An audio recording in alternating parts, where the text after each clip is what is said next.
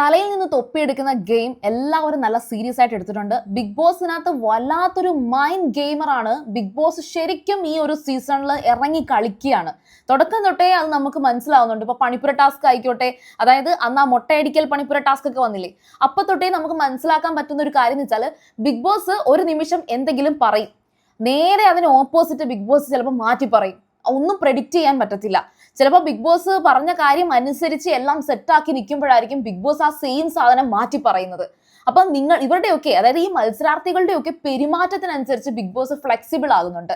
കഴിഞ്ഞ big boss അല്ല ഈ വർഷത്തെ ബിഗ് ബോസ് എന്ന് തന്നെ നമുക്കറിയാം. കാരണം വോയിസിനകത്തുള്ള വ്യത്യാസങ്ങളുണ്ട്, ബിഗ് ബോസിന്റെ സംസാര രീതിയിൽ വ്യത്യാസമുണ്ട്, കുറച്ചുകൂടെ ഈ മത്സരാർത്ഥികളുമായിട്ട് ഇൻവോൾവ് ചെയ്യുന്നുണ്ട്. അതുകൊണ്ട് തന്നെ പല മത്സരാർത്ഥികൾക്കും ബിഗ് ബോസിനോട് ആ റെസ്പെക്റ്റ് ഒന്നും ഇല്ല.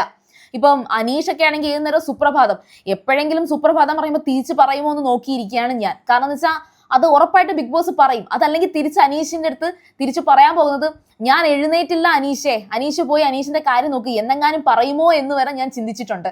അപ്പോൾ ഇന്നത്തെ ഈ ഒരു തൊപ്പി ഊരൽ ആ ഒരു മത്സരത്തിന്റെ ഇടയിൽ ഇന്നിപ്പോ എല്ലാവരും അവിടെ ഇവിടെയായിട്ട് മാറി മാറി ഇരുന്ന് അവരുടെയൊക്കെ ഗൂഢാലോചനകൾ നടത്തുകയാണ് എങ്ങനെ ഈ മത്സരത്തിൽ ജയിക്കണം എന്ന്. അതിൽ ഞാൻ ഏറ്റവും കൂടുതൽ നോട്ടീസ് ചെയ്തത് ഒരൊറ്റ വ്യക്തിനെയാണ്, അഭി.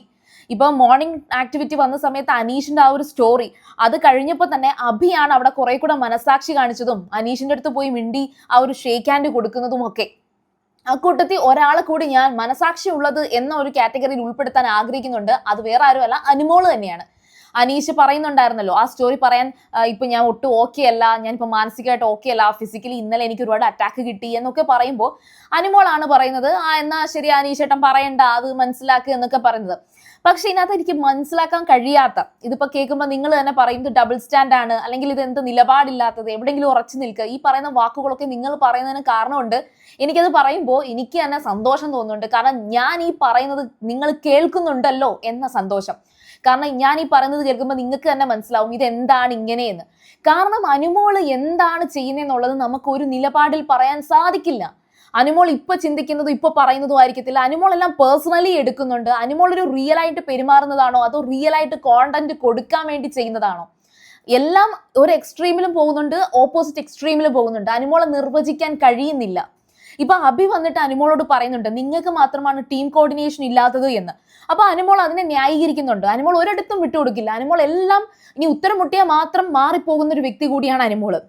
അഭി വന്ന് സംസാരിക്കുന്ന സമയത്ത് ഇപ്പൊ ലൈവിൽ നടന്ന ഒരു സംസാരമാണ്.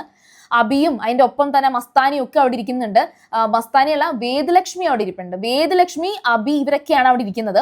അപ്പൊ ജിഷിൻ ഉൾപ്പെടെ ഈ പറയുന്ന വേദലക്ഷ്മിയും ജിഷിനും എല്ലാം അനുമോളെ പറഞ്ഞ് മനസ്സിലാക്കുകയാണ്, ഇത് ഗെയിമാണ്, നിങ്ങൾ ഇപ്പോൾ ടീമായിട്ട് കളിക്കണം, പേഴ്സണൽ ഗ്രിഡ്ജസ് പാടില്ല, നിങ്ങൾ ക്യാപ്റ്റനെ സപ്പോർട്ട് ചെയ്യണം. അപ്പൊ വേദലക്ഷ്മി പറഞ്ഞു കൊടുക്കുന്നുണ്ട്, ഈ ക്യാപ്റ്റനായി ഇരിക്കുന്ന ആൾക്കാണ് ഏറ്റവും കൂടുതലും ടെൻഷൻ ഉള്ളത്, ക്യാപ്റ്റനായി ഇരിക്കുന്ന ആൾക്കാണ് ഏറ്റവും കൂടുതൽ അപകടം സംഭവിക്കുന്നത്. ഓഫ് കോഴ്സ് ആണ്, കാരണം ക്യാപ്റ്റന്റെ തലയിൽ ഇരിക്കുന്ന തൊപ്പി പ്രൊട്ടക്ട് ചെയ്യാൻ ക്യാപ്റ്റൻ ഒറ്റയ്ക്ക് പറ്റണം എന്നില്ല. ആര് വന്ന് ക്യാപ്റ്റനെ അറ്റാക്ക് ചെയ്താലും തല പിടിച്ച് വലിക്കുകയാണ് ചെയ്യുന്നത്. ഇനി ജിസേലിന് ഹൈറ്റ് ഉണ്ട് എന്നുള്ള ഒരു ന്യായീകരണമാണ് അനുമോള് പറയുന്നത്. പക്ഷെ ജിസേലിനെ തള്ളി താഴെ ഇടാനുള്ള അവസരമുണ്ട്. ഇത് ഫിസിക്കൽ ആക്ടിവിറ്റി അല്ല എന്ന് ഭയങ്കര ഡിപ്ലോമാറ്റിക് ആയിട്ട് ബിഗ് ബോസ് പറഞ്ഞതിന് ശേഷം ഇതൊരു വലിയ ഫിസിക്കൽ അടി നടക്കുന്ന ഒരു സിറ്റുവേഷനിലേക്കും പരിക്കുകൾ പറ്റിയതും നമ്മൾ എല്ലാവരും കണ്ടതാണ്. ബിഗ് ബോസ് ഇവിടെ കളിക്കുകയാണ്, അത് ഉറപ്പാണ്. അപ്പൊ ജിസേലിന്റെ തലയിൽ നിന്ന് തൊപ്പി രക്ഷിക്കാനായിട്ട് അനുമോള് ശ്രമിച്ചില്ല എന്നുള്ളതിന് അനുമോള് പറയുന്ന ആ നീളമുണ്ട്, അപ്പൊ കൊന്നത്തെങ്ങ് കണക്കാണല്ലോ, അപ്പൊ ചാടി എടുക്കുവോ എന്നൊക്കെ പറയുന്നുണ്ട്. ഇവൻ ഈ ഒരു ഡയലോഗ് അതിലെടുത്ത് വന്നിരുന്ന് സംസാരിക്കുന്ന സമയത്ത് മസ്താനിയും റെനയും കൂടെ ഒന്നിച്ചിരുന്ന് സംസാരിക്കുന്നുണ്ട്. അപ്പൊ മസ്താനി റെനയും നിങ്ങളെയാണ് ടാർഗറ്റ് ചെയ്യുന്നത്, നിങ്ങളുടെ തലയിൽ നിന്ന് തൊപ്പി എടുക്കുന്നു പറയുമ്പോഴത്തേക്കും അനുമോള് തിരിച്ച് മസ്താനി എടുത്ത് പറയുന്നുണ്ട്, എന്റെ തലയിൽ തൊപ്പിയില്ല, അപ്പം ജിസേലിന്റെ തൊപ്പി പൊക്കോട്ടെ എന്നാണോ എന്നിങ്ങനെ അനുമോളോട് മസ്താനി ചോദിക്കുന്നുണ്ട്. അപ്പൊ പറഞ്ഞ് ജിസേലിന്റെ കയ്യിൽ നിന്ന് തൊപ്പി എടുക്കാൻ പറ്റുമെങ്കിൽ നിങ്ങൾ പോയി എട്. അപ്പം റെനയൊക്കെ ചോദിക്കുന്നുണ്ട്, നിനക്ക് ജിസേലിന് അത്രയ്ക്ക് വിശ്വാസമാണോ എന്ന് ചോദിക്കുന്നുണ്ട്. അപ്പൊ അനുമോള് പറയുന്നുണ്ട്, അത് വിശ്വാസത്തിന്റെ അല്ല, ജിസേലിന്റെ തലയിൽ നിന്ന് തൊപ്പിയെടുക്കാൻ നിങ്ങൾക്ക് ആർക്കും പറ്റത്തില്ല, കാരണം അവർക്ക് അത്രയും ഹൈറ്റ് ഉണ്ട്, നിങ്ങൾ ഇങ്ങനെ എടുക്കുവോ എന്നിങ്ങനെ ചോദിക്കുന്നുണ്ട്. ശരിക്കും പറഞ്ഞാൽ അനുമോള് പ്രൊട്ടക്ട് ചെയ്യാൻ പോയിട്ടുണ്ട്, ഇന്നലെ പ്രൊട്ടക്ട് ചെയ്യാൻ പോയിട്ടുണ്ടെന്നുള്ളത് നമ്മൾ കണ്ടതാണ്. ജിസേലിനെ പ്രൊട്ടക്ട് ചെയ്യാൻ ശ്രമിച്ചിട്ടുണ്ട്. പക്ഷെ അതിനെ ജിസേൽ അനുമോളുടെ അടുത്ത് പൊക്കോളാൻ പറയുന്നുണ്ട്, പോയി നീ വേറെ ആരുടെയെങ്കിലും തൊപ്പി എടുത്തോളൂ എന്നൊക്കെ പറയുന്നുണ്ട്. അവിടെ കോർഡിനേഷൻ ഉണ്ടോ ഇല്ലയോ എന്നുള്ളത് മനസ്സിലാക്കാൻ പറ്റുന്നില്ല. എന്നാൽ കോർഡിനേഷൻ ഇല്ല എന്ന് ശൈത്യ അവിടെ പലരിടത്തും പറഞ്ഞു നടക്കുന്നുണ്ട്. പിന്നെ ജിസേലും ശൈത്യയും മാത്രമാണ് ആ ഒരു സംസാരം നടക്കുന്നത്, അനുമോളെ ഉൾപ്പെടുത്തുന്നില്ല. സത്യത്തിൽ അനുമോളല്ല വിട്ടു നിൽക്കുന്നത്, പകരം ശൈത്യയും ജിസേലും കൂടെ കൂട്ടം ചേർന്നിട്ട് അനുമോളെ ഡിറ്റാച്ച് ചെയ്യിപ്പിച്ചതുപോലെ എനിക്ക് ഫീൽ ചെയ്തു. അത് മാത്രമല്ല, അനുമോൾക്ക് അങ്ങനെ ഒരു പരാതി അവിടെ ഉണ്ടാക്കിയെടുക്കാനും അവിടെ എല്ലാവരും ശ്രമിക്കുന്നതാണോ അതോ സംഭവിച്ചു പോകുന്നതാണോ എന്നറിയില്ല. കാരണം അഭിലാഷ് മനഃപൂർവ്വമായിട്ട് ഇത് പറഞ്ഞു പരത്തുന്നില്ല എന്നൊരു തോന്നൽ വന്നു. പിന്നെ ഈ പറയുന്ന ബിന്നി ഓൾറെഡി നമുക്കറിയാം അതൊരു കുത്തിത്തിരിപ്പാണ്. പക്ഷെ ബിന്നി മസ്താനി എടുത്തിരുന്ന് കാര്യമായിട്ട് പറയുന്ന ഒരു കാര്യം, മസ്താനി മാത്രമല്ല അവിടെ അഭിലാഷും ഉണ്ട്. അപ്പൊ ബിന്നി പറയുന്നതെന്ന് വെച്ചാൽ ഈ അനുമോൾ ഓൾവേസ് ഇങ്ങനെയാണ്, സ്വേച്ഛാധിപതി ടാസ്കിനകത്ത് ഇൻവോൾവ് ചെയ്തിട്ടില്ല. സ്വേച്ഛാധിപതി ടാസ്കിനകത്ത് അഭിലാഷ് പറയുന്നുണ്ട്, സ്വേച്ഛാധിപതി ടാസ്കിനകത്ത് ഈ പറയുന്ന ജിസേൽ സ്വേച്ഛാധിപതി ആയിരുന്നു, അപ്പോൾ സ്വേച്ഛാധിപതി ആയിട്ടുള്ള ജിസേലിന് കറി കൊടുക്കാതെ ഇരിക്കുന്നു.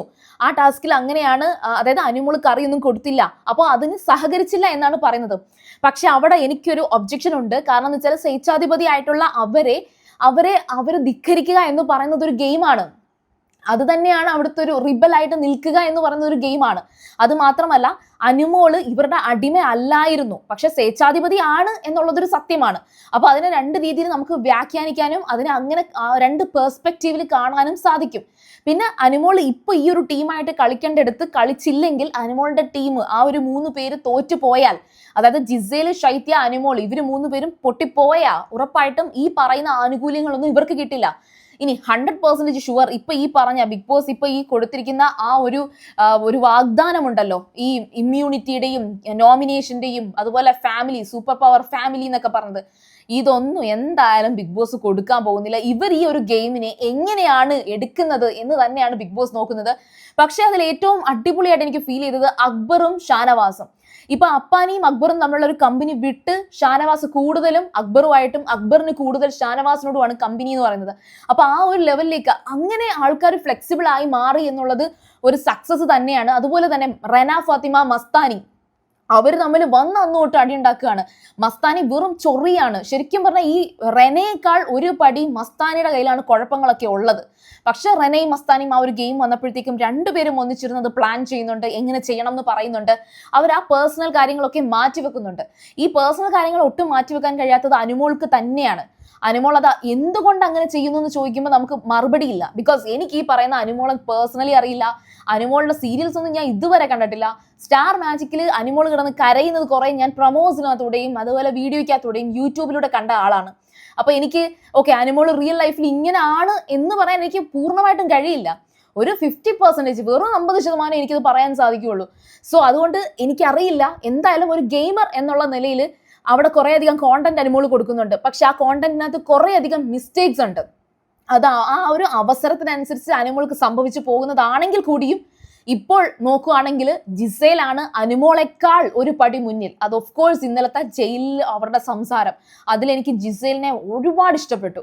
അത് അങ്ങനെ തന്നെ പറയാലോ അല്ലെ.